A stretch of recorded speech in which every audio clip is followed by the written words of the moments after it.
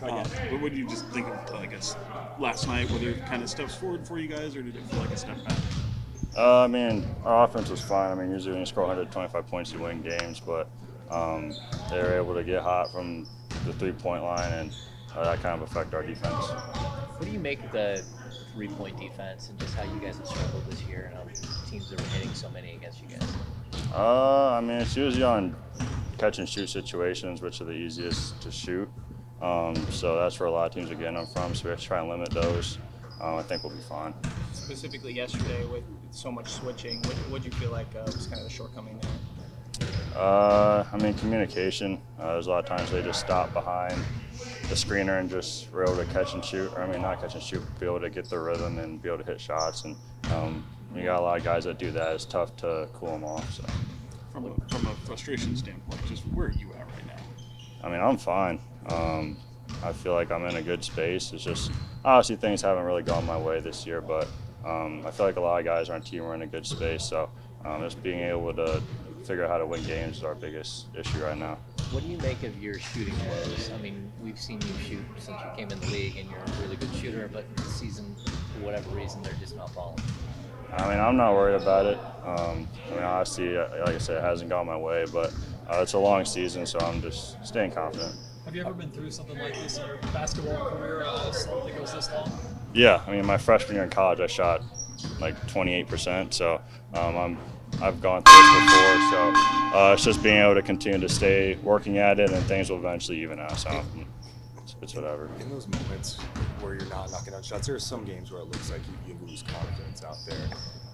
In those moments, like, is that something you're conscious of? Like, what's going through your mind in those moments? I wouldn't say lose confidence, but I mean, for me, if I feel like if my shot's not falling, I try and figure out how to affect the game in different ways, because there's a lot more to the game than just making shots. So just trying to affect that, and I think if I continue to do that, eventually it'll get me going. So. Kind of building off of that, I know Mike encourages you, if it's open, take it no matter what, he'll live with the miss. But also I know when you're having a shooting slump, it's your encouraged to try and get to the basket and change things that way. How do you balance the when to attack, like you attacked Wemby last night, versus when to let it fall? Yeah, I mean, I feel like I've done a good job of attacking the rim on occasions this year. So just doing that, I feel like continues to keep my confidence up. So like I said, I'm not worried about myself. I know I can get through this, and yeah, so. What is it that maybe just haunted this team most after last night? I think it's just the lead we got in the first quarter, and then being able to not continue to push on that lead is the thing that haunted us the most. So, like I said, we just got to figure out how to win games, how to close things out early and down the stretch. I know you've played with Malik a lot before, but to have him right out of the gate in that starting lineup, how different or fun or refreshing was that for you? Yeah, it was good. Just him, obviously he has the ultimate confidence in the world, so being able to see him step in a new role and continue to do the same thing is big for him and his confidence, and us as a team. What have you seen from just Houston? Obviously they're kind of, I know it's so early, they're right up there at the top of the league all of a sudden. Yeah, they're a really physical team, especially defensively. They kind of remind you like those East Conference teams like Boston and Cleveland with their physicality. So we got to be able to go in and be able to withstand their fight. DeMar, just how, I guess, frustrating has this stretch been for you guys? I mean, it's always frustrating when you lose, but it's I think it's all about how you build character from this and come out of it.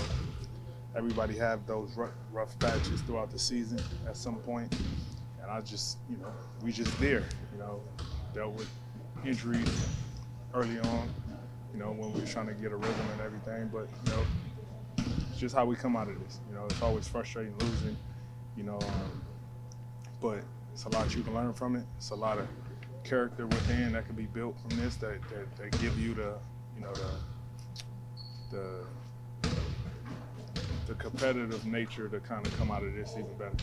When you look at Keegan and his struggles from three, as a vet, how do you put your arm around a guy and help him get through a situation like this? I mean, it's a daily thing.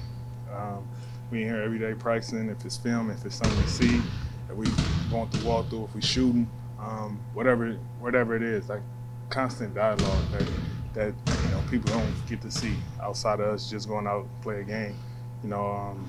It's a lot of things that as a collective we tend to try to do for one another, because we all need it. Just because one person's struggling, we just don't point to that one person. It's a us thing. So just being confident. Reps continue to stay the course, kind of weather this tough time right now. We'd be all right. You've talked a lot about the mental side of basketball. Just how much is this just like trying to get young players through the mental side? Yeah, I mean, that's the toughest part now. It's so easy to see if you play bad, what everybody got to say about it. I think a lot of people don't put that consideration in the sense of, everybody kind of, build different. So a lot of times if you're going through something, it could be something outside of basketball that you're dealing with that's affecting basketball, but you're getting talked about what's going on in basketball, that could take a toll. So it's definitely tough in so many different ways. Not saying this is going on with anybody specifically, but, it's just tough at times from the mental standpoint to keep yourself up when you got so many people reaching at you about this person saying this writer said this could happen. Sometimes you just got to find a way just to be, tunnel vision and concentrate and pay attention to what matters. So, I can only imagine how tough it is for, young people now. I remember you used to have to buy the newspaper when I first came in the league. So, yeah. Damn, that sound old. Physically, how are you? I mean, I know coming back after the back and then it kind of. Yeah, just coming. I'm glad I took the previous 2 games. It was 2 games, right? Yeah. Yeah, I'm glad I just kind of stayed back and I got treatment twice a day. I was just on it, doing everything I needed to do to just get my back right, because the first time when I came back, I think I kind of like rested. It still was bothering me a lot. So I just wanted to get it all the way right, so it wouldn't be something I deal with throughout the season. So I'm feeling good physically. There's a pretty big difference between like growing pains and a team regressing. Why do you feel what this team is going through right now is more on the growing pain side of you're going to come out of this stronger than team just taking steps back? I mean, because the talent there. It's hard to come across talent, anywhere. We have a great collective talent of guys, and we showed it early on what we capable of doing. But, you don't expect, with new additions, whether if it's myself and a couple other guys being implemented in, me missing games, knock on wood, that I normally don't miss so early. A lot of things could throw off a rhythm, and sometimes when it's steamrolled that way, it could look and feel worse than what it really is. And I think from that standpoint, I know we're going to be all right. When you've gone through stretches on a team before like this in your career, was it just a gradual get back, or was there like an aha? Nah, it's a gradual thing. You stay the course, you stay focusing in on what's important, and you take it step by step. You can't really think you're going to hit a home run and feel it right away. You got to do all the necessary things, and before you know it, you look up. Now you look. Everybody's killing like a team like Milwaukee, for example. They had all the talent in the world, and they just wasn't clicking at that right time. Now look at them. People don't even talk about the first couple of weeks, and that's what you got to pay attention to. That's what this league is all about. And as long as you stay focused on the goal, you'll be all right. You mentioned kind of being able to learn things from some of these. What do you feel like, kind of going back watching that Spurs game and the recent stretch in general, you guys can clean up moving forward? I mean, it's a lot of things, from changing stuff up defensively, giving them different looks after seeing a couple threes going for them. It's a lot of things that you take from a game, but for the most part, just being competitive. We got to compete for 48 minutes of a game and control what we could control. It was a lot of mental mistakes we made on ourselves. Even me at the end of the game with not, helping, big fella box out Wemby, and he get his hand on the ball, get a tip out, and not give us opportunity to come down, possibly tie up the game. So little things like that we just got to pay attention to. You guys have high expectations. You're sitting at 9-12, not playing well at home right now. Do you feel the pressure right now, and how do you kind of navigate that? Pressure? Nah, I don't feel pressure. I just look at it more so one game at a time. We got Houston tomorrow. Start with that. You can't look at the whole spectrum of everything, or it'll drive you crazy. You got to take it one game at a time. It's not even. Is it December? It is now. It's December now. It's barely December. it's a lot of basketball need to be played. It's a lot of things that's going to happen throughout the season. It's a lot of ups and downs every team going to go through, and I'd rather have these issues now and correct them in due time so we can come out of this with the goal that we try and reach. How do you battle that not having an overreact, realizing it's December, but all the while still wanting that sense of urgency? I mean, it's different for me for being in the league so long. So from my experience, it's just me giving the knowledge of understanding that, it's a long season. You got to take it game by game and kind of be that balance, that even keel to the rest of the guys who probably, could overreact or feel a, frustration a little bit more. A guy like me, I try to come in and, put things in perspective for them, and find an even balanced kill and, attack it one game at a time. Last question. I don't think we asked you about Jay since he signed here. Just what was your familiarity like with him before and first impressions? I mean, competing against him, his whole career, one thing about him, I always had the utmost respect for him for the competitor he was. Playing against him, he always guarded me. So it brought the best out of me every single time I played against him. Those are the guys that, the night before you lay down a little bit earlier. You get your rest, you lock in, you kind of a little bit more serious going into the game because he's going to compete, he's going to talk trash, he's going to push you, he's going to make everything difficult, and it don't matter how many shots you make on him, he's going to keep coming. So a guy like that, I got the utmost respect for. Cool. Thanks, Steve. Appreciate it. Thanks. I guess, how are you keeping things?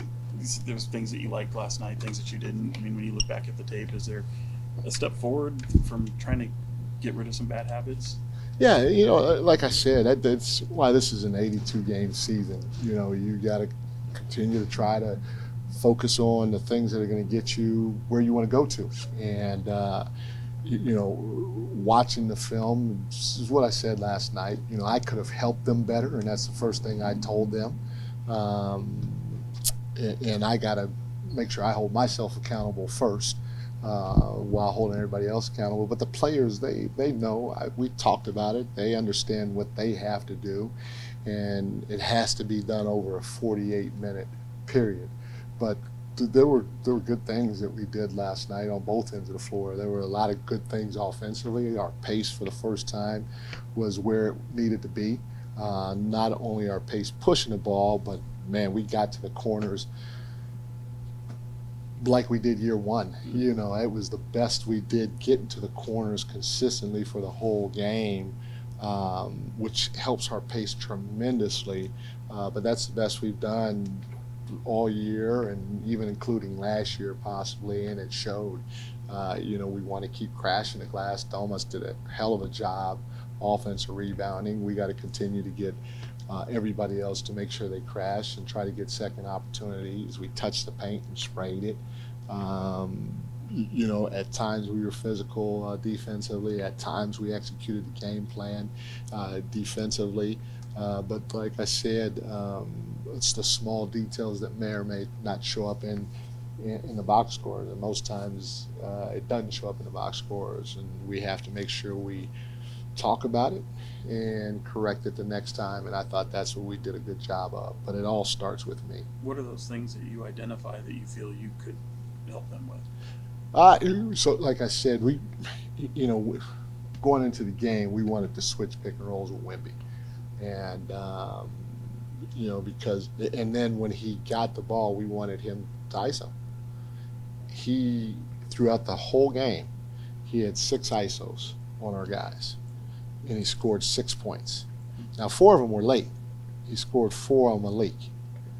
He scored 2 throughout the rest of the game. He had 11 assists, and on those 11 assists, he had 30.